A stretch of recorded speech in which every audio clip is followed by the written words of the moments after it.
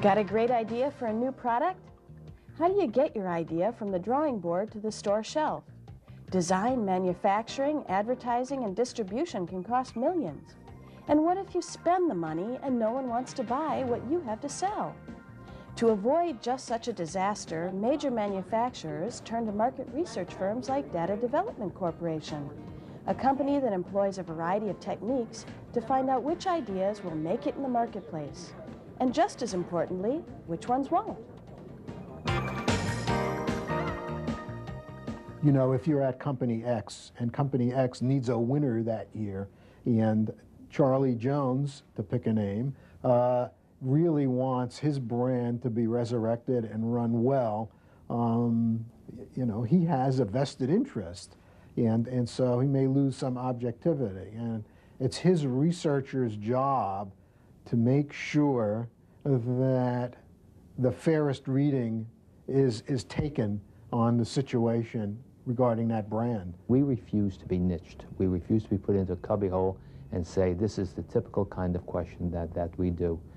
We proudly state that we are generalists, so that we do all kinds of market research. We can do more complicated kinds of surveys now because the availability of handheld PCs, where we would have to, in the past, sit somebody down in their home and have a whole bunch of cards in front of them and saying, well, you put things that you like in this pile and you don't like in this pile, and then we take up this pile and sort it a bunch of different ways. Well, now there are computer programs that allow us to do very complicated statistical procedures.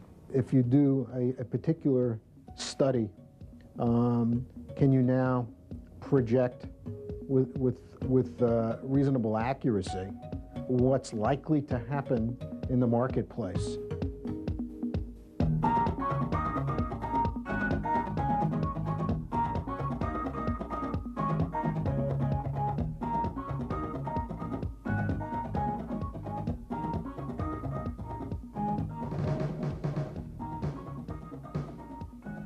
Mall intercept is where you see these young people and older people standing out there with a clipboard, and they stop people as they go by.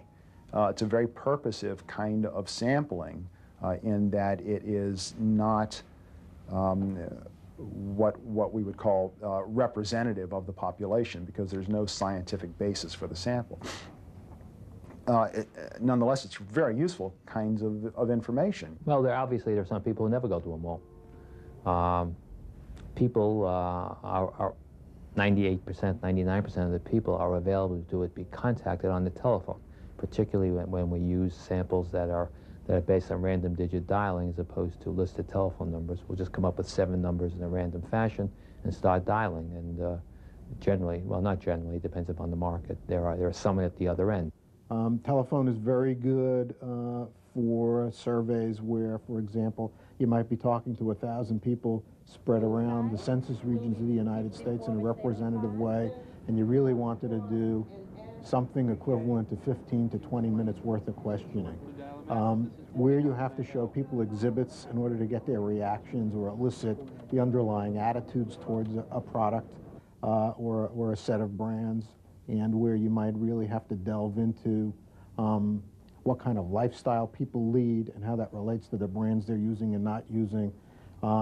It's much better to do that interview on a one-on-one basis with the consumer and the interviewer facing each other, so to speak. And that could be in a mall, or that could be in the respondent's home. Over the years, we've seen a decline in people's willingness to talk to us in general. And that's in person, when you knock on their door, when you see them in a mall, when you mail them a questionnaire, and when you call them on the telephone. I'm sure you've been sitting down eating dinner, and you've gotten calls from telemarketers saying, I would like you to contribute to my cause, or I want you to buy tickets to the Police Boys Club or to the Special Olympics, or from a survey researcher. And we're competing with all of those calls. I think one of the major weaknesses today of advertising research is that companies are overly selective in what they test. They develop several ideas and then go test them to see if any of them are any good. very often they're not much better than, too often, they're not much better than what they already have. I think they'd be better off if they could test, and there are methods of doing this, but testing a wide array of possible selling messages. A lot of products, if you go to the supermarket, just look alike, and it's interesting to me when I go to the supermarket and I say this product looks very similar to another product. I wonder who's doing a possible survey to test confusion, because lately it seems like a lot of companies are trying to copy other products intentionally so that consumers will buy the wrong product, and I guess they're finding out that they can't get away with it. It's an industry that's been good to me. It's a situation that I always find exciting. I mean, it's a business which has gone through a huge transition in the past 10 years. It is a very dynamic kind of situation. Early on in the 60s, the roots were in packaged goods. It's now moved across the entire spectrum of kinds of businesses. A lot of the work that I do with my clients really is either directing their equity management, so their understanding of themselves and how they manage themselves as a business. And then out of that can fall a lot of the sort of, I use the term loosely, but lower level projects, the more tactical kinds of projects. I mean, ultimately, once they understand who they are, you want to be there to help them sort of evaluate their advertising, evaluate their product, and a host of types of tactical kinds of research. But the first thing is, okay, who are they?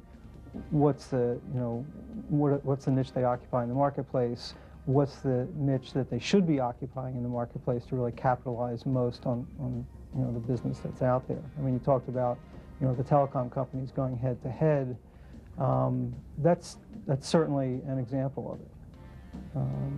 Best ways that they can clean each other's clock. I think as an industry we're awfully good. The amount of error that can be attributed to our industry is absolutely minimal. I think the industry does make a contribution to the marketing process. I guess it's my sense that what we ought to remember is that the business, whether we're modeling or not modeling, that the business is part art, if not mostly art, and certainly part science. Mostly art and part science, and that the data should be logical. The data should make sense, and if we have that as a beginning, then of course I think we're in a position to truly analyze and recommend off the data. But it has to be logical and it has to make sense. Well, it's clearly happening faster. I don't know that it's any more accurate than it's ever been. There's certainly new uses in market research. The whole idea of customer satisfaction research has really taken off in the past several years. Manufacturers are not playing just lip service to it. They're paying lip service to it. They're actually using the stuff. God, my customers really care about what I offer and what I have to say, and that manufacturers are looking back and saying, well, gee, I can increase my market share by making people happier using my products, giving them the kinds of things that they want and need. So that's a big change and a big plus in the industry.